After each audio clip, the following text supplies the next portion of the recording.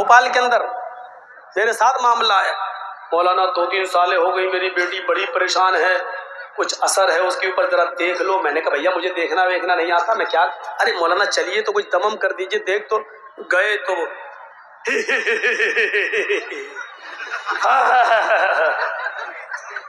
میں نے کہا یار یہ تو بڑی آنکھیں پھاڑ رہی ہے، کہیں کچا نہ چبا جائے۔ کیا ہے؟ اپنے باپ سے کہتی کس کو لایا ہے؟ بڑے بڑے آ گئے کچھ نہیں کر پائے، یہ کل کا لونڈا یہ کیا کرے گا؟ میں نے کہا یار یہ تو ابھی سنا رہی ہے الٹی سیدھی۔ میں نے بھی ایک اندھیرے میں تیر مارا، معلوم تو تھا نہیں لیکن اندھیرے میں تیر مارا۔ میں نے کہا یہاں اپنی کمزوری ثابت مت کرو۔ میں نے لڑکی کے باپ سے کہا کہاں یار پاگل بنانے چلے آئے ہو، اس کو کچھ ہوا بھی ہے؟ کیا بات کر رہے ہو، 3-4 سال سے میں پریشان ہوں، لاکھ روپے علاج میں چلا گیا۔ میں نے کہا یہ تو بے وقوف بنا رہی، اس کو کچھ ہوا ہی نہیں ہے، پھر کیا بات کر رہے ہو؟ میں نے کہا سنو، اس کے کان میں نے کہا لڑکی کے باپ سے تمہاری بیٹی جس لڑکے سے شادی کرنا چاہتی ہے تمہیں اعتراض ہے۔ کہ کیا بات کر رہے ہو؟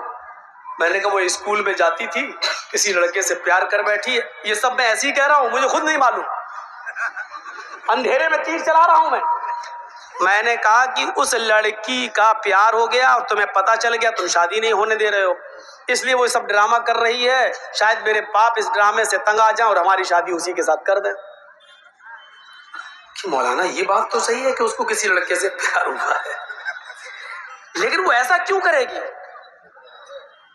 اب ہمیں کڑی مل گئی، کڑی یہ مل گئی کہ باپ نے اس بات کو قبول کر لیا کہ ہاں کسی لڑکے سے پیار ہوا ہے۔ میں نے کہا یہ پیار کا میٹر ہے۔ میں نے کہا چلو جرجیس دل میں سوچا اس کا علاج کر کے دیکھو، بس ایک اندھیرے میں تیر۔ میں نے کہا اچھا ٹھیک ہے، ایک کام کرو 1 کلو سرسوں کا تیل لاؤ۔ وہ لوگ لے آئے جلدی سے، میں نے انہی کے سامنے کہا اسٹوو جلاؤ، اسٹوو جلا دیا۔ میں نے کہا کہ اس تیل کو کڑھائی میں گرم کرو، وہ گرم ہونے لگا، ابلنے لگا، کھولنے لگا۔ جب لڑکی دیکھ رہی ہے جب خوب کھول گیا، ابل گیا، تو میں نے لڑکی کے باپ سے اور اس کے بھائی سے کہا کہ دونوں بھائی مل کر اس کے دونوں ہاتھ پکڑ لو، اور لڑکی کے باپ سے کہا کہ تم اس کا سر مضبوطی سے پکڑ لو۔ بولے کیا کرو گے؟ میں نے کہا میں بتاتا ہوں۔ میں نے کٹوری میں ایسے تیل لیا اور میں نے آگے بڑھا، کھولتا ہوا تیل۔ کہنے لگے کیا کرو گے؟ میں نے کہا وہ اس لڑکی کے کان میں ڈالوں گا یہ تیل۔ بولے کیوں؟ میں نے کہا جو شیطان اس کے اندر گھسا ہوا ہے وہ کان اور آنکھ کے راستے سے ابھی نکل کے بھاگتا، تم دیکھیے گا، میں اس لڑکی کے کان میں ڈالتا ہوں یہ تیل، کھولتا ہوں، پکڑو کس کے۔ جیسے ہم لے کے آگے بڑھے، ہم نے کہا پکڑو پکڑو، ہم نے کہا اس لڑکی کو کچھ نہیں ہوگا، وہ جنات بھاگے گا جو اس کے اندر ہے، پکڑو۔ ان لوگوں نے مضبوطی سے پکڑا، اور جیسے ہی میں قریب گیا وہ کہتی اے مولوی کیا کر رہا؟ مجھے کچھ نہیں ہوا، مجھے کچھ نہیں ہوا۔ ابھی میرے کان پھاڑے گا، میرے پردے پھاڑے گا، ارے مجھے کچھ نہیں ہوا۔ میں نے کہا دیکھو یہ تو کہہ رہی کچھ نہیں ہوا۔ میں نے کہا بتا کب سے بیوقوف بنا رہی ہے؟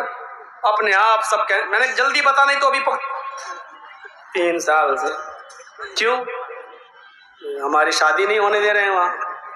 ہم نے دیکھا 3 سال سے ڈرامہ کر رہی ہے، 3 سال سے، بجائے اس کے کہ تم اپنے گھروں میں اپنی جوان بیٹیوں کا علاج کرانے کے لیے کسی مسجد کے امام، تعویذ گنڈے، جھاڑ پھونک کرنے والے کو بلا کر لاؤ، اس سے پہلے یہ تجربہ کر کے بھی دیکھ لو، دیکھو کیسے بھوت اور پلیت اس کے اوپر سے بھاگتا ہے۔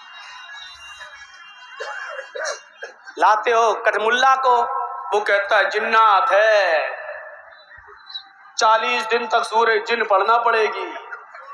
آپ کہتے ہو مجھے معلوم نہیں ہے، مولانا صاحب آپ گھر پہ آ جائیے گا، 40 دن پڑھ لیجئے گا، 40 دن کے بعد آپ کو مزدوری مل جائے گی۔ 40 دن تک وہ پڑھتا رہا، آپ آفس میں جاتے ہیں، 20 ہی دن ہوئے، پتا چلا بیٹی بھی گئی، یا بیوی بھی تھا تو بیوی بھی گئی، وہ مولوی بھی گیا، اور بیٹی یا بیوی تجوری کا تالا توڑ کے پیسہ اور سونا زیور بھی لے کے بھاگ گئی۔ دروازہ کس نے کھولا؟ اپنی بیٹی کے پاس بٹھا کر سورہ جن پڑھنے کا۔ یہ وزن پڑ رہا ہے، ایکسرسائز یہ۔ کچھ لوگ یہاں بھی نیت باندھتے ہیں، میں وہ نہیں کر رہا ہوں ان پر تنقید، لیکن یہاں وزن پڑتا ہی نہیں ہے، جو جیسا پڑھ رہا ہے پڑھے، ہمیں اس سے مطلب نہیں، لیکن یہاں وزن پڑتا ہی نہیں ہے۔ آپ دیکھیے گا پڑھیں، گردن ایسی ہوگی، ہاتھ نہیں چھوٹ سکتا. کیوں؟ یہ ہاتھ نہیں چھوٹے گا. ادھر جب ہاتھ رکھیں گے ایسے ہوگا، کیونکہ پوزیٹیو ریزز ہاتھ میں دوڑ رہے ہیں. یہاں ایکسرسائز ہے، یہاں نہیں ہے، یہاں نہیں ہے. اس کے بعد آپ رکوع میں جائیے. دیکھیے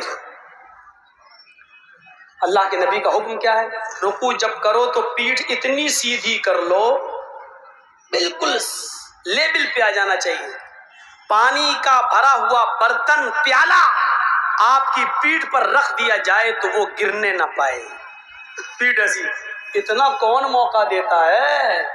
یہاں تو گئے، ابھی پیٹھ سیدھی ہوئی بھی نہیں، اتنی جلدی ہو گیا سبحان رب العظیم، سبحان رب العظیم، سبحان رب، سمع اللہ لمن حمدہ، اللہ اکبر، کوے کی چونچے.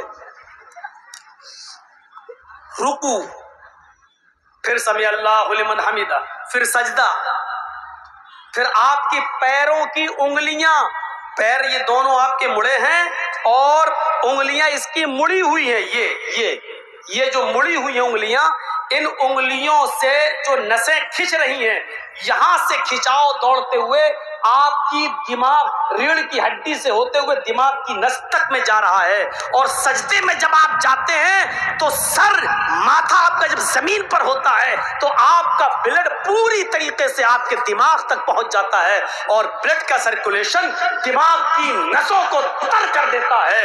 اور 5 وقت کا نماز پڑھنے والا، سجدہ کرنے والا کبھی برین ہیمریج کا شکار نہیں ہو سکتا ہے. یہ میڈیکل سائنس کہہ رہی ہے، میڈیکل سائنس، کیونکہ سجدے میں بلڈ وہاں تک پہنچ جاتا ہے جو عام حالات میں کھڑے کھڑے خون کا دوران ہوتے ہوئے خون کا سرکولیشن آپ کا دماغ تک نہیں پہنچتا. سجدے میں آپ جا رہے ہیں، دماغ کی رگوں میں بھی پہنچ گیا خون اور اس نے دماغ کو ہرا بھرا کر دیا. اس لیے 5 وقت کا نمازی جتنا دماغی ہوتا ہے اور جتنا برین مائنڈ ہوتا ہے میرے بھائیوں، دماغی ہوتا ہے، اتنا کوئی نہیں. اس لیے کہا سجدہ. اور دوسروں کی پوجا دیکھ لو، اس میں پورے شریر کا یوگ نہیں ہوتا ہے.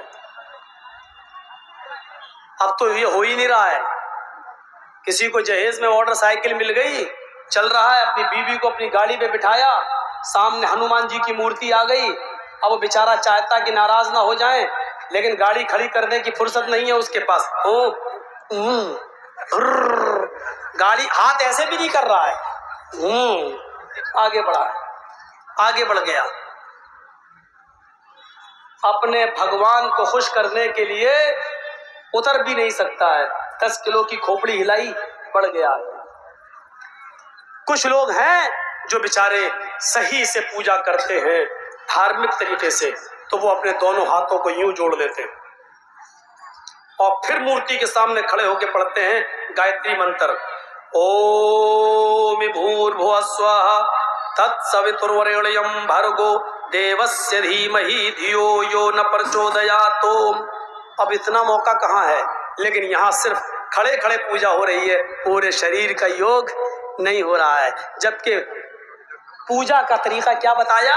یوگی، پورے شریر کی یوگ ہو جائے، پورے شریر کی ایکسرسائز ہو جائے. اور پورے شریر کی ایکسرسائز صرف نماز میں ہوتی ہے. اب کچھ ہندو بھائی کرنے لگے ساسٹانگ. ساسٹانگ جانتے ہو کیا کرتے ہیں؟ اب ہم کیا بتائیں، اسٹیج پہ لیٹ کے تھوڑی بتاؤں گا. پٹ لیٹ جاتے ہیں، پٹ، چت ایسے ہوتا ہے اور پٹ ایسے ہوں. پھر اٹھتے ہیں سور کے ساتھ، اوم سوریائے نمہ. یہ ساسٹانگ نہیں ہے. میں کیسے سمجھاؤں میں اپنے ہندو بھائیوں کو، یہ ساسٹانگ نہیں ہے، یہ 20 ٹانگ ہے. ساسٹانگ کہتے ہیں 8 انگوں کو زمین پر رکھو، سا اشٹ انگ. جب اس کو ملائیں گے تو کیا پڑھیں گے؟ ساسٹانگ. سا مانی 7، 5 6 7 نہیں، سا 7. ہم آپ کے ساتھ گئے، ہم آپ کے ساتھ کھائے، ہم آپ کے ساتھ گھومے. اشٹ مانی 8، انگ مانی حصہ.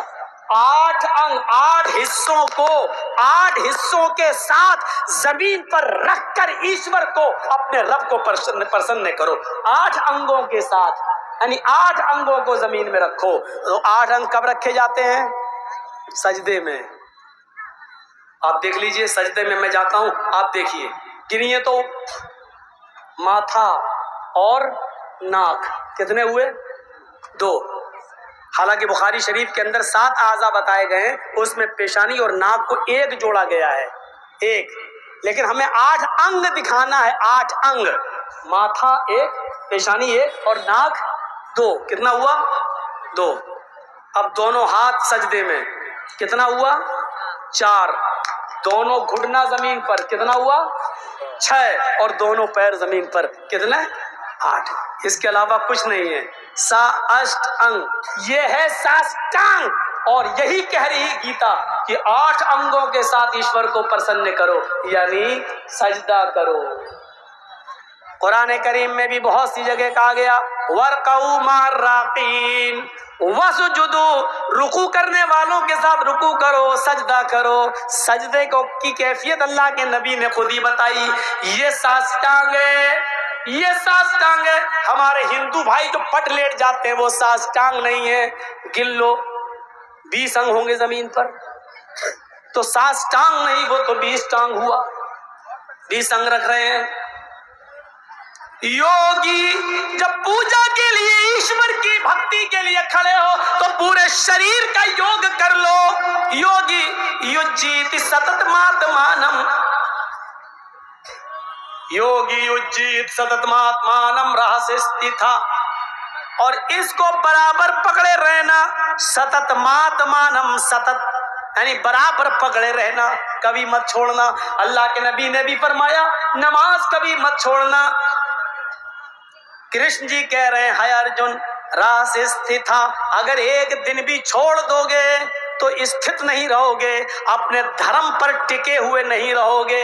اللہ کے نبی بھی یہ کہہ رہے ہیں من ترک الصلاۃ متعمدا فقد کفر، اگر ایک وقت کی بھی نماز تم نے قصدن عمدن جان بوجھ کر چھوڑ دی تو تم نے کفر کیا۔ میں کافر تو نہیں کہہ رہا ہوں، لیکن کفر کیا، یعنی اپنے دھرم سے ہٹ جانے والا ایک کام تم نے کر دیا، دھرم پر استھت نہیں رہو گے۔ راس استھتا ایکاکی، ہائے ارجن جب ایشور کی پوجا کرنے کے لیے کھڑے ہو ایکاکی، تو ایک طرف اپنا چہرہ کر لو، ادھر ادھر مت دیکھو، ایکاکی، ایک ایشور کے سامنے کھڑے ہو جاؤ، اور ایک طرف اپنا چہرہ کر لو، یچتاتما، اور اپنی آتما کو اسی طرف لگا دو، ادھر ادھر مت دیکھو۔ دیکھیے یہ ہندو دھرم میں ہے سینے پہ ہاتھ رکھ لو، ہمارے یہاں پر بھی یہ سینے پہ ہاتھ رکھ لو۔ ہندو دھرم ایسے کر لیتے ہیں بھائی، اور ہم لوگ ایسے رکھ لیتے ہیں، سینے پہ وہ بھی رکھتے ہیں، سینے پہ ہم بھی رکھتے ہیں، وہ جوڑ لیتے ہیں ہم رکھ لیتے ہیں، فرق اتنا ہے۔ اب دیکھیے سمانتا کیا ہے، ایکاکی ایک طرف اپنا چہرہ کر لو، یچتاتما، اور اپنی آتما کو، اپنے دل کو اسی طرف لگا دو، صرف ایک اللہ کی طرف اپنا دل لگاؤ، یعنی نماز کے بارے میں جب پڑھو تو ادھر ادھر مت سوچو۔ یہاں تو ساری باتیں نماز میں یاد آتی ہیں۔ ایک امام صاحب نماز پڑھا رہے تھے، 4 رکعت نماز پڑھانے کے بعد سلام پھیرا تو ایک مقتدی کھڑے ہو کے کہنے لگا امام صاحب آج آپ نے 3 ہی رکعت پڑھائی۔ امام صاحب کہتے نہیں میں نے 4 پڑھائی، وہ کہتا نہیں آپ نے 3 پڑھائی۔ امام صاحب نے اور نمازیوں سے پوچھا، سارے نمازی کہہ رہے ہیں نہیں 4 پڑھائی۔ امام صاحب کو غصہ آ گیا، اس آدمی سے کہنے لگے سارے لوگ کہہ رہے ہیں 4 پڑھائی، تو اکیلا کہہ رہا 3 پڑھائی، تیری بات مانوں یا سب کی؟ بولا میری۔ کہا کیوں تمہاری بات کیوں مانوں؟ اس نے کہا میں سچ بول رہا ہوں۔ کہا یہ سب جھوٹ بول رہے ہیں؟ کہا یہ سب جھوٹ بول رہے ہیں۔ کہا تو اکیلا سچ بول رہا، اچھا دلیل کیا تیری؟ کہنے لگا امام صاحب آپ ہمیشہ 4 رکعت پڑھاتے تھے، میری 4 دکانیں ہیں، میں ہر ایک رکعت میں ایک دکان کا حساب جوڑ لیتا ہوں، 4 رکعتوں میں چاروں دکانوں کا حساب جوڑ لیتا تھا، آج میں 3 ہی کا جوڑ پایا، اس لیے میں کہہ رہا ہوں 3 رکعت پڑھائی آپ۔ یہ ہماری نماز ہے۔ کوئی نہیں ملا مسجد میں اچھا سا امام رکھنے کی طاقت نہیں ہے، ہمارے پاس اتنا پیسہ ہی نہیں کہ اچھے سے عالم کو رکھیں، امام کو رکھیں، بس گاڑی چل رہی ہے۔ کوئی صاحب آ گئے، یہ حج کر کے آئے، ان کو کھڑا کر دیا مسجد میں نماز پڑھانے کے لیے، اب امام صاحب نماز پڑھا رہا، اللہ اکبر، حاجی ہیں عالم نہیں ہے، حافظ نہیں ہے، اب جانتے ہو تلاوت کیسی ہو رہی؟ الحمدللہ رب العالمین، الرحمن الرحیم، یہ پڑھا جا رہا ہے اور ہم پڑھ رہے ہیں ان کے پیچھے نماز. اب وہ پڑھ الحمدو، ارے اب پڑھنا کیا چاہیے؟ الحمدللہ الحمدللہ رب العالمین. اب وہ کیا پڑھ رہے ہیں؟ الحمدللہ رب العالمین الرحمن الرحیم. یہ لیجیے ہم پڑھ رہے ہیں. پورا گاؤں مل کر ایک امام کی تنخواہ متعین نہیں کر سکتا ہے. ایک اچھا سا قاری، ایک اچھا سا حافظ نہیں رکھ سکتا ہے. جو آیا اس کو پڑھا دیا، آگے بڑھا دیا. جاہلوں کے ہاتھ میں جب دین کی باغ دوڑ دو گے تو یہی ہوگا. شاید آپ نے سنا ہوگا ایک دریا کے کنارے 4 آدمی مچھلی کا شکار کر رہے تھے اور چاروں جاہل تھے. نماز کا ٹائم ہو جاتا ہے. ایک نے کہا چلو سب لوگ نماز پڑھ لیں. ندی کے پانی سے وضو بنایا اور ایک کو امام بنا دیا اور 3 آدمی اس کے پیچھے نماز پڑھنے لگے. امام صاحب کہتے ہیں قبلہ تو معلوم نہیں ہے کہاں ہے. کسی نے مشورہ دیا کہ اسی دریا کو قبلہ بنا لو. ندی کی طرف ہی منہ کر کے نماز پڑھنے لگے. امام بھی جاہل، مقتدی بھی جاہل. امام صاحب نے کہا اللہ اکبر. امام صاحب کی قرأت شروع ہو گئی. ظہر کی نماز میں زور زور سے تلاوت ہونے لگی. اب ظہر میں تو زور سے ہوتی نہیں، لیکن ظہر میں زور زور سے ہونے لگی. جاہل تھا. الحمدللہ رب العالمین الرحمن الرحیم مالک یوم الدین ایاک نعبد و ایاک نستعین اہدنا الصراط مستقیم کہنے والا تھا، مستق گاڑی سے ہی چلی. اہدنا الصراط بس اتنا ہی پڑھ پایا. اتنے میں ندی میں ایک مچھلی ایسی اٹھی اور اچھل کے جمپ لگا کے پھر ندی میں گھس گئی. جمپ لگایا اور ندی میں گھس گئی. امام صاحب کی نظر مچھلی پہ پڑ گئی ہے. اب امام صاحب نے اس مچھلی کو دیکھا، سمجھ اہدنا الصراط در دریا کھڑبڑ چیز. اب امام صاحب اسی میں کہہ رہے ہیں اہدنا الصراط در دریا کھڑبڑ چیز. ارے دریا میں کیا چیز کھڑبڑ کھڑبڑ کر رہی ہے؟ اب پیچھے جو 3 مقتدی لگے تھے ان میں سے ایک بولا ارے امام صاحب کیا کر رہے ہو؟ ارے مچھلی ہوگی یا کچھوا، آپ نماز پڑھائیے، آپ کو کیا مطلب ہے؟ دوسرا بولا امام صاحب چپ رہیے، نماز میں بولا نہیں جاتا. خود بول رہا ہے. کیا کہہ رہا دوسرا؟ امام صاحب نماز میں بولا نہیں جاتا. تیسرا جو تھا چپ چاپ، جو آخری بچا، کہتا اللہ تیرا شکر ہے کہ میں نہیں بولا. اب آپ اندازہ لگائیے کہ جب جاہلوں کے ہاتھ میں دین کی باغ ڈور دو گے تو یہی ہوگا نا. امام بھی جاہل، مقتدی بھی جاہل. امام صاحب پڑھتے پڑھتے کہنے لگے در دریا کھڑبڑ چیز، دریا میں کیا کھڑبڑا رہی ہے؟ دوسرا بولا مچھلی ہوگی یا کچھوا، آپ کو کیا مطلب؟ دوسرا بولتا ارے بولا نہیں جاتا نماز میں، چپ رہو. تیسرا بولا اللہ تیرا شکر ہے لاکھ لاکھ کہ میں نہیں بولا. اور چاروں بول دیے اور سب سمجھ رہے ہیں کہ میری نماز. یہ ہماری نمازوں کا حال ہے. گیتا کہتی ہے چتاتما، اپنے دل کو، اپنی آتما کو اسی اللہ کی طرف لگا دو. ادھر ادھر مت دیکھو. اپنا دماغ، اپنی آتما، اپنی روح اللہ کی طرف لگا دو. یہ چتاتما.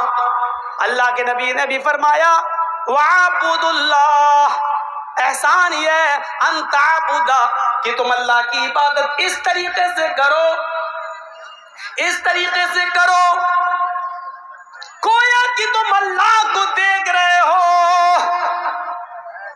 اس طرح تم اللہ کی عبادت کرو کہ گویا کہ تم اللہ کو دیکھ رہے ہو.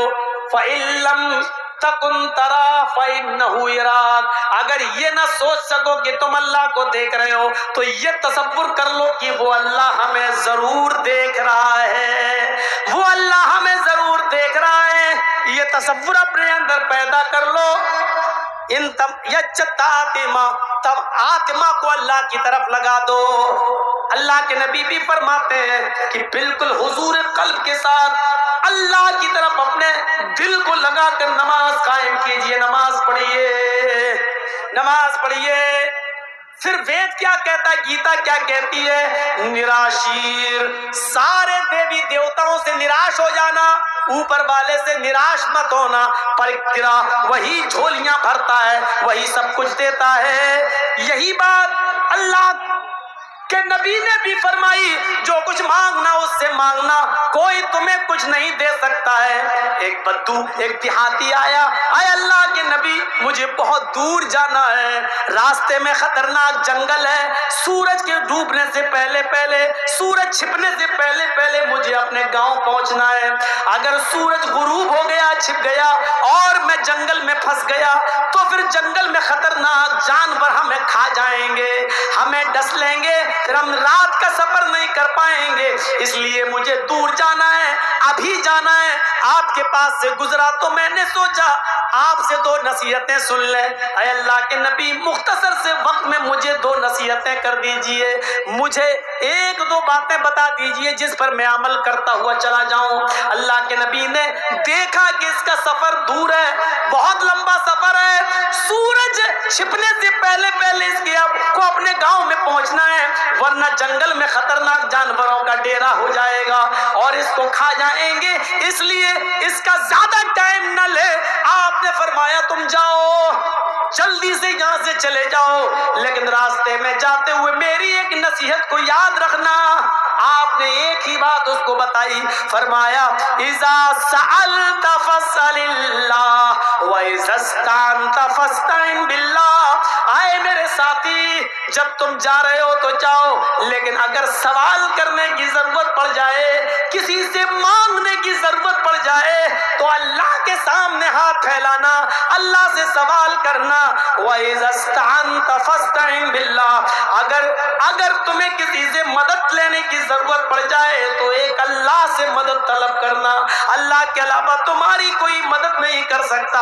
ایک دوسری حدیث میں آتا ہے، اللہ کے نبی نے یہ بھی فرمایا، اگر چلتے چلتے جنگل میں تمہارے جوتے کا تلوا تسمہ ٹوٹ جائے تو اس کے لیے بھی کسی غیر کے سامنے ہاتھ مت پھیلانا، جوتے کا تسمہ بھی تلوا بھی اگر ٹوٹ جائے تو وہ بھی تو ایک اللہ سے مانگنا، ایک اللہ سے کو پکارنا۔ دیکھ تنہائی میں اکیلے میں جہاں کوئی نہ ہو وہاں تیرا رب ہی تیرے کام آئے گا، تیرا پروردگار ہی تیرے کام آئے گا، اور کوئی تیری مدد نہیں کر سکے گا، اور کوئی تجھے نہیں بچا سکے گا۔ آپ خود ہی بتائیے، ایک آدمی زندگی بھر کبھی ڈائریکٹ اللہ کو نہیں پکارا، ڈائریکٹ اللہ کو پکارا ہی نہیں، کبھی نہیں پکارا ڈائریکٹ اللہ کو، نماز بھی پڑھتا تو بعد میں کہتا کہ بھلا بابا میری نماز اللہ تک پہنچا دو، کوئی بھی کام کرتا تو وہ اپنے باباؤں کو شریک کر لیتا۔ لیکن ایسا آدمی بیچارہ سفر کر رہا ہے، اپنی گاڑی چلا رہا ہے اور اس کی گاڑی پہاڑوں سے گزرتے ہوئے گئی اور اچانک بریک فیل ہو گئے اور یہ بیچارہ پہاڑی کے اوپر سے گرا، بیچوں بیچ میں ایک پیڑ تھا، پیڑ، یہ اس پیڑ پہ لٹک گیا، گاڑی نیچے گر گئی، آگ لگ گئی، اوپر دیکھتا ہے پیڑ پہ لٹکا ہوا ہے، اوپر دیکھتا ہے تو اتنا اونچا پہاڑ ہے کہ چڑھ نہیں سکتا، اور نیچے جھانکتا ہے تو اتنی نیچی کھائی ہے، زمین ہے کہ یہ چھوڑ نہیں سکتا۔ اب کیا کرے، اب کیا کرے؟ اور کبھی زندگی میں ڈائریکٹ اللہ کو پکارا ہی نہیں ہے، آج کہہ رہا ہے، اوپر دیکھتا ہے، نیچے دیکھتا، ارے باپ رے باپ، اوپر چڑھ نہیں سکتا، نیچے چھوڑ دے تو ہڈی پسلیوں کا پتہ نہ چلے۔ اب کیا کہہ رہا، اللہ مجھے بچا لے، اللہ مجھے بچا لے۔ اللہ نے کہا فرشتوں ادھر آؤ، ادھر آؤ، اس سڑے ہوئے منہ سے دیکھو آج کیسی خوشبو آ رہی ہے۔ زندگی بھر کبھی ڈائریکٹ مجھ سے نہیں مانگا، ڈائریکٹ کہہ رہا اللہ مجھے بچا لے۔ اب فرشتوں نے کہا اللہ مجھے تو آج بھی دال میں کالا نظر آ رہا ہے، یہ دل سے نہیں پکار رہا ہے تجھے، ذرا اس کا امتحان لے لے۔ اللہ کہہ رہا اچھا ٹھیک ہے ابھی امتحان لیتا ہوں۔ اب سنیے میں ایک اس کی عادت بتلا رہا ہوں، آپ یہ مت پوچھنا کون سی حدیث میں ہے، ذرا غور کرنا، جس نے ڈائریکٹ کبھی اللہ کو نہ پکارا ہو آج دیکھو کیسے پھنسا، اللہ مجھے بچا لے۔ اللہ نے کہا فرشتوں امتحان لیتا ہوں۔ اللہ نے کہا میرے بندے آج تو نے مجھے پکارا ہے، کہا اللہ یہاں کوئی کام ہی نہیں آ سکتا، تو ہی کام آ سکتا۔ اللہ نے کہا میرے بندے میں بچا لوں گا تجھے. ہیں بچا لے گا لیکن میری ایک شرط ہے پوری کر دے. مرتا کیا نہ کرتا ڈوبتے کو تنکے کا سہارا. کہتا اللہ بتا کیا شرط ہے؟ ایک کیا 20 شرطیں بھی بتا میں پوری کر دوں گا تو مجھے بچا لے بس. اللہ نے کہا 20 نہیں ایک شرط پوری کر دے. 20 کرے گا لڑکا ہوا 20 شرطیں پوری کرے گا؟ کہا ایک شرط پوری کر دے میری. کہتا اللہ جلدی بتا کیا تیری شرط ہے؟ اللہ نے کہا بندے میری شرط یہ ہے کہ تو اپنے دونوں ہاتھ چھوڑ دے میں تجھے بچا لوں گا. اوپر پکڑا ہے لٹکا ہے نیچے دیکھتا ہے. اللہ کہہ رہا تو چھوڑ دے میں بچا لوں گا. اب وہ پکڑے ہوئے پیڑ نیچے پھر اوپر دیکھتا اللہ بات تو تیری ٹھیک ہے لیکن شرط بڑی تگڑی ہے. اگر میں نے چھوڑ دیا تو نیچے جب زمین پہ گروں گا تو یہ بتا کہ بچائے گا کیسے؟ اگر میں نے چھوڑ دیا تو بچائے گا کیسے؟ فرشتوں نے کہا دیکھ اے اللہ میں نے پہلے ہی کہا تھا کہ آج بھی تیرے بندے کو تیرے اوپر بھروسہ نہیں ہے. اللہ کہہ رہا بندے میں کیسے بچاؤں گا یہ میں جانتا ہوں نا. چھوڑنا تیرا کام بچانا میرا کام. نا پہلے تو بتا کہ بچائے گا کیسے. ضد کرتا گیا. ایک دن گزر گیا 2 دن گزر گیا 3 دن گزر گیا. آئرن کی کمی پیاس کی شدت بھوک سے نڈال غشی آنے لگی. آٹومیٹک ہاتھ چھوٹ گئے گرا زمین پہ. ہو گئی رام رام ستیہ. زندگی میں پہلی بار اللہ کو پکارا بھی تب بھی دل سے نہیں پکارا. اور سن لو اہل حدیث کا عقیدہ یہ ہے کہ اللہ کے بارے میں یہ سوچنا بھی شرک اور کفر ہے کہ اللہ یہ کام کیسے کرے گا. اللہ کیسے یہ کام کر سکتا ہے کیسے کرے گا. وہ اس فہم و گمان سے بھی پاک ہے جو اللہ کے بارے میں یہ سوچ لے کہ اللہ یہ کام کیسے کرے گا. سن لو کہ وہ کافر ہے وہ مشرک ہے. اللہ کے بارے میں یہ عقیدہ رکھو ان اللہ علی کل شیء قدیر. وہ ہر چیز پر قادر ہے. اس کے لیے کوئی کام ناممکن نہیں. یہ نماز دنیا کے ہر مذہب کے اندر. تیسری چیز وَتَصُومَ رمضان. رمضان کے روزے رکھو. یہودیوں میں آج بھی روزے عیسائیوں میں آج بھی روزے. اور اللہ تعالیٰ نے کہہ دیا یا ایھا الذین آمنوا کتب علیکم الصیام کما کتب علی الذین من قبلکم لعلکم تتقون. اے ایمان والو یہ روزے ہم نے صرف تمہارے اوپر اے مسلمانوں تمہارے اوپر ہی فرض نہیں کیے ہیں. تم سے پہلے بھی جتنی امتیں آئیں تم سے پہلے بھی جتنے نبی آئے تم سے پہلے بھی جتنی قومیں آئیں میں نے ان تمام لوگوں پر روزے فرض کیے تھے. کتب علیکم الصیام کما کتب علی الذین من قبلکم. تم سے پہلے کے لوگوں پر بھی فرض کیے تھے. یہودیوں پر بھی عیسائیوں پر بھی سب پر یہ روزے فرض تھے. لعلکم تتقون تاکہ تمہارے اندر تقوی پیدا ہو جائے تمہارے اندر اللہ کا ڈر آ جائے. یہ روزے بھی سارے دھرموں کے اندر ہیں آج بھی ہیں. ہندو دھرم میں باقاعدہ کہا گیا ہے ورت دھاری پنچم وستو سناتن دھرمم استی پرتھما وستو ایکم برہمادتیہ ناستے द्वितीय वस्तु साष्टांग कर्तव्यति तृतीय वस्तु दानम दीक्षिता चतुर्थ वस्तु व्रतधारी पंचम वस्तु तीर्थ यात्रा कर्तव्य. 5 चीजें इस्लाम सनातन धर्म की बुनियाद है. उनमें से चौथी चीज बताई है व्रतधारी. त्यागना रोजा रखना व्रत रखना उपवास रखना रोजा रखना. یہ الگ بات ہے کسی کے ہاں ہفتے میں 1 دن کا روزہ ہے کسی میں 1 مہینے کا روزہ ہے کسی میں مہینے میں 1 دن کا روزہ ہے کسی کے اندر منگل اور جمعرات کا روزہ ہے. کسی کے یہاں یہ ہے کہ آپ 24 گھنٹے تک کچھ نہیں کھا سکتے ہو، کچھ نہیں پی سکتے، اور کسی کے یہاں یہ ہے صبح سورج نکلنے سے پہلے، صبح صادق سے پہلے سحری کر لیجئے اور شام کو سورج کے ڈوبنے کے بعد ہی کچھ کھا پی سکتے ہو، اس سے پہلے نہیں۔ اور کسی دھرم کے اندر یہ ہے کہ تم ان نہ کھاؤ، بقیہ سب کھا سکتے ہو، یعنی دودھ پی سکتے ہو، شہد کھا سکتے ہو، جوس پی سکتے ہو، لیکن روٹی نہیں کھا سکتے ہو، چاول نہیں کھا سکتے ہو، آم، کیلا، پھل فروٹ سب کھا سکتے ہو، صرف دال، چاول، روٹی، سبزی یہ نہیں کھا سکتے ہو۔ کسی دھرم کے اندر یہ ہے، لیکن روزہ سب میں ہے۔ دانم دیکچتا، تیسری چیز کیا ہے؟ زکات دو۔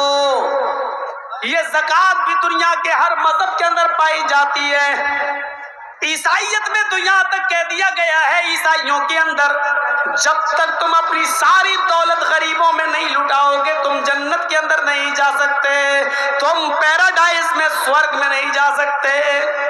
ہندو دھرم میں کہا گیا دانم دیکچتا، تم دان دو، جب تک خیرات نہیں کرو گے، دان نہیں دو گے، تم ایک اچھے ناگرک نہیں بن سکتے ہو، ایک اچھے انسان نہیں کہلا سکتے ہو۔ اپنے لیے تو سب جی لیتے ہیں، بہتر یہ کہ تم دوسروں کے لیے بھی جیو۔ ہندو دھرم کے اندر بھی دان دینا پنیہ کا کام کہلاتا ہے۔ اسلام نے تو ایک معیار متعین کر دیا، میعاد بتا دی ہے، اگر تم صاحب نصاب ہو، صاحب حیثیت ہو، صاحب استطاعت ہو تو تمہارے اوپر 2.5% زکوٰۃ فرض ہے۔ 100 روپے میں 2.5 روپے، 40 روپے میں 1 روپیہ، 1000 میں 25 روپے، 1,00,000 روپے میں 2,500 روپے، 2500 روپے تم سے لیے جائیں گے اور غریبوں اور مسکینوں میں دیے جائیں گے، یا امیروں سے لے کر غریبوں میں تقسیم کیا جائے گا۔ یہ زکوٰۃ کا تصور بھی اسلام کے اندر ہے اور دنیا کے ہر مذہب کے اندر ہے۔ السلام علیکم، আপনারা যাওয়ার সময় হাত ছেড়ে যাবেন, ছেড়ে ফেলে গেলে গেল চাদর নিয়ে যাওয়ার সময় যাত্রা আসে এই করে দিবেন ভাই আমার মহাসম্মান। وہ تیرتھ یاترا کرتویہ، اور یہاں اسلام نے پانچویں چیز بتائی، وَتَحُجَّ الْبَيْتَ إِنِ اسْتَطَعْتَ إِلَيْهِ سَبِيلًا، خانہ کعبہ کی زیارت کرو۔ حج بھی ہے، ہر دھرم کے اندر ہے، یہ الگ بات ہے کہ ان کا طور طریقہ الگ ہے۔ ہندو دھرم میں بھی کہا گیا تیرتھ یاترا کرتویہ گنگا جلیش بھوتی، تم اپنے پاپ کو، گناہوں کو مٹانے کے لیے کسی ایسے پوتر شہر چلے جاؤ اور وہاں گنگا میں اسنان کر لو، گنگا جلیش بھوتی، گنگا میں اسنان کر لو، تمہارے سارے پاپ مٹ جائیں گے۔ پوتر شہر چلے جاؤ اور گنگا میں اسنان کر لو۔ گنگا میں اسنان کرنے کا مطلب کیا ہے؟ گنگا میں اسنان کرنے سے گناہ نہیں مٹتے، معاف کیجئے گا۔ کوئی آدمی ڈبکی لگا لے تو گناہ مٹ جائیں گے؟ نہیں، گنگا جلیش بھوتی کا مطلب یہ ہے کہ کسی پاک شہر چلے جاؤ جہاں گنگا کا پوتر جل موجود ہو۔ ہم لوگ مکہ جاتے ہیں، پوتر شہر ہے، گنگا کا پوتر جل موجود ہو، وہاں چلے جاؤ، وہاں زمزم موجود ہے، وہاں زمزم موجود ہے۔ اس لیے کہا گیا نہ زمزم پینے سے گناہ مٹتے ہیں، نہ زمزم کے پانی سے نہانے سے گناہ مٹتے ہیں، بلکہ یہ کہا جا رہا ہے گنگا جلیش بھوتی، جس شہر میں گنگا ہے یعنی زمزم ہے اس شہر میں چلے جاؤ، یعنی حج کر لو، حج کرنے سے گناہ مٹتے ہیں۔ اللہ کے نبی فرماتے ہیں جب حاجی حج کر کے فارغ ہو جاتا ہے تو ایک فرشتہ اس کے سینے پر ہاتھ رکھ کر کہتا ہے اے حاجی، اللہ تعالیٰ نے تجھے گناہوں سے بالکل پاک و صاف کر دیا ہے، گناہوں سے مٹا دیا ہے، آج تو گناہوں سے اتنا پاک و صاف ہو چکا ہے کہ جیسے کسی ماں نے کوئی بچہ حاجی پیدا کیا ہو، جیسے وہ گناہوں سے پاک و صاف ہوتا ہے ویسے ہی تو گناہوں سے پاک و صاف ہو گیا ہے۔ اے حاجی، جب تو اپنے گھر جائے، اپنے شہر میں جائے، اپنی بستی میں جائے تو پھر سے اپنے آپ کو کالا مت کر لینا، پھر سے اپنے آپ کو سیاہ نہ کر لینا۔ اپنے شہر، اپنی بستی، اپنے ملک میں جانے کے بعد پھر گناہوں میں اپنے آپ کو ملوث مت کر لینا۔ یہ حج بھی ہر جگہ موجود ہے اور اسلام نے بھی حج کی ترغیب دی ہے۔ یہ اسلام کی بنیادی چیزیں جو 5 چیزیں تھیں، اسلام اس پر ٹکا ہوا ہے، یہ دنیا کے ہر مذہب کے اندر موجود ہے۔ میرے بھائیوں، اسلام کا مختصر تعارف میں نے 2.25 گھنٹے کی تقریر میں آپ کے سامنے رکھا ہے اور مجھے امید ہے کہ آپ کی سمجھ میں آیا ہے۔ میں 5 یا 10 منٹ یہاں کرسی پر بیٹھوں گا.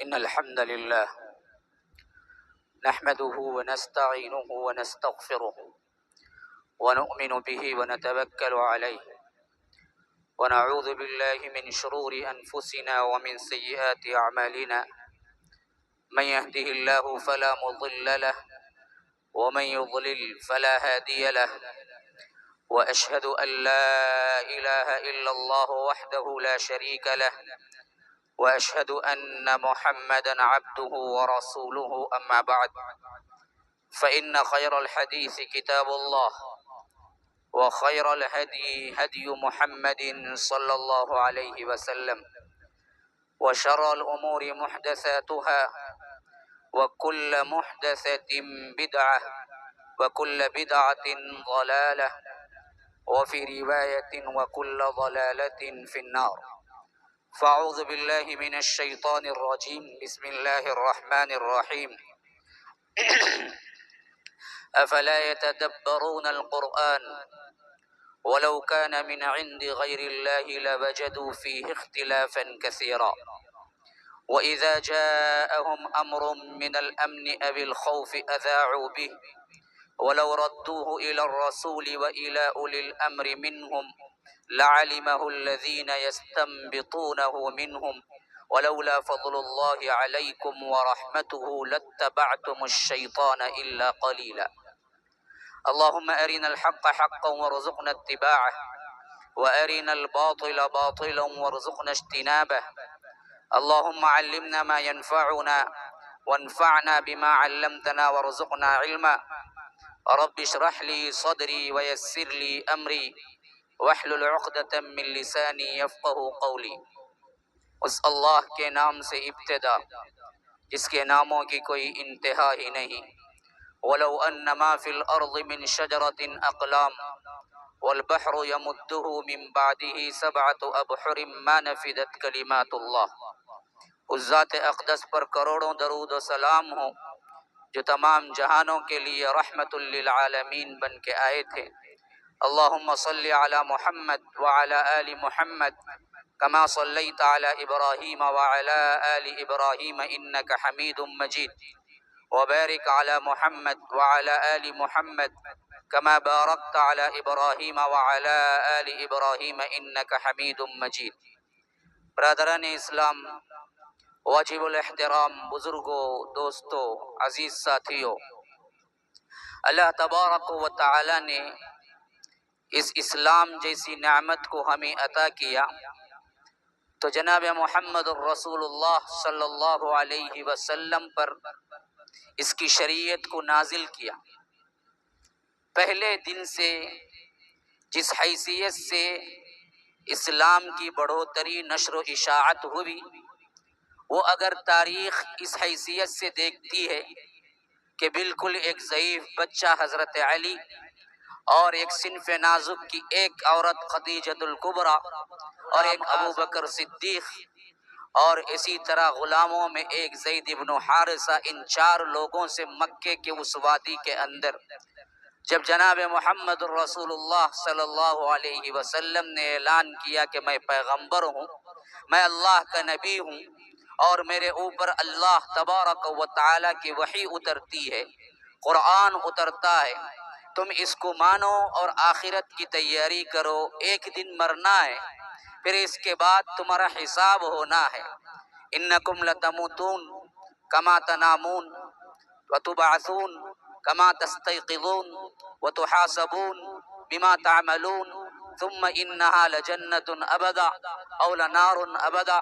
جیسے ہر رات تم سوتے ہو اسی طرح مر جاؤ گے، جیسے ہر دن تم اٹھتے ہو اسی طرح ایک دن اٹھا کھڑا کیے جاؤ گے، اور اس کے بعد تم جو کچھ کر کے آئے ہو اس کا حساب تمہیں دینا ہوگا. اچھا ہوگا تو تمہارے لیے جنت ہوگی، برا ہوگا تو تمہارے لیے جہنم ہوگی۔ یہ سب سے پہلا پیغام ہے جو محمد الرسول اللہ صلی اللہ علیہ وسلم نے دیا۔ تو اس کے نتیجے میں جو تحریک اٹھی، اس کے نتیجے میں جو ولولہ، جو انقلاب برپا ہوا، وہ ایک بچہ، ایک جوان اور ایک غلام، ایک عورت سے شروع ہوا۔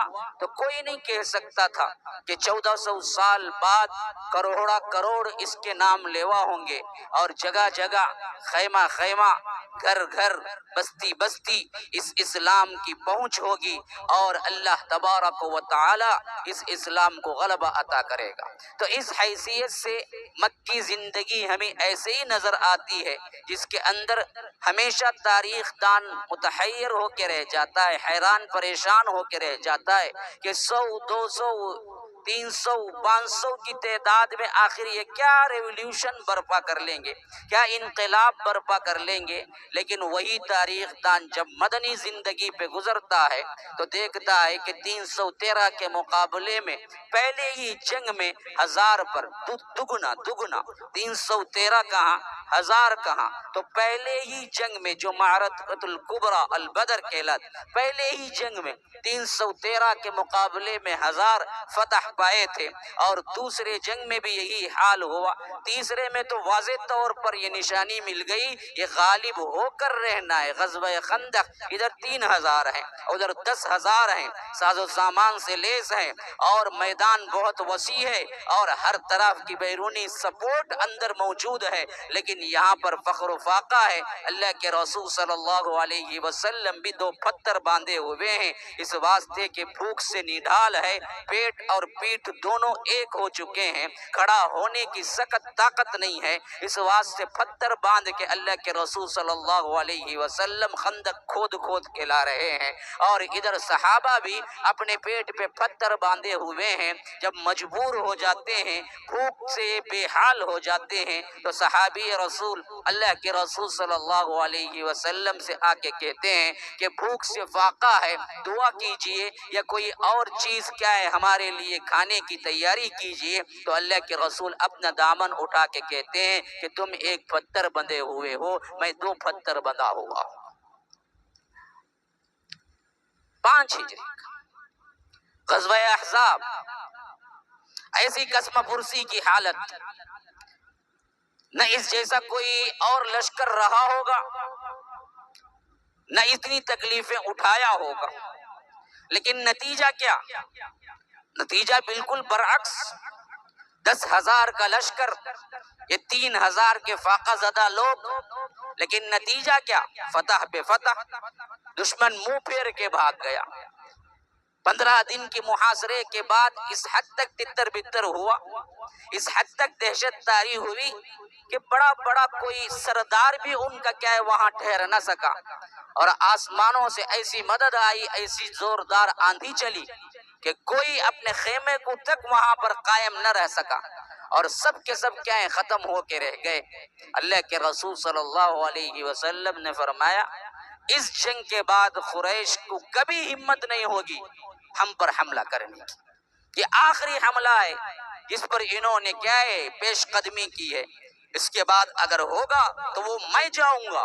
اور تاریخ نے ثابت کر دیا کہ اللہ کے رسول صلی اللہ علیہ وسلم کے زبان مبارک سے نکلی ہوئی بات پتھر کی لکیر ہوتی ہے، کبھی وہ ٹل نہیں سکتی، نہ اس کے اندر جھوٹ شامل ہے، وہ کر رہے گا۔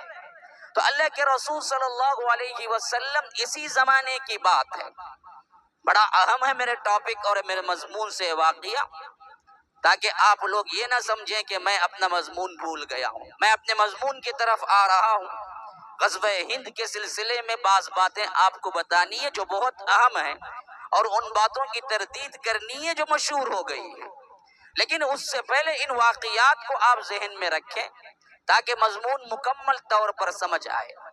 اسی زمانے کا واقعہ جس زمانے میں اللہ کے رسول صلی اللہ علیہ وسلم 3,000 کے تعداد میں فاقہ زدہ اور مدینے کے اندر گویا کہ محصور ہو گئے 10,000 کے مقابلے میں، اور کہیں سے کوئی مدد بلکہ تاریخ تو یہی جانتی تھی کہ اب یہاں پر روئے زمین پر مدینے کا نام و نشان مٹ جائے گا، اینٹ سے اینٹ بجا دی جائے گی، شاید کوئی رہے زندہ یا نہ رہے، اسلام تو پکا مٹنے والا ہے۔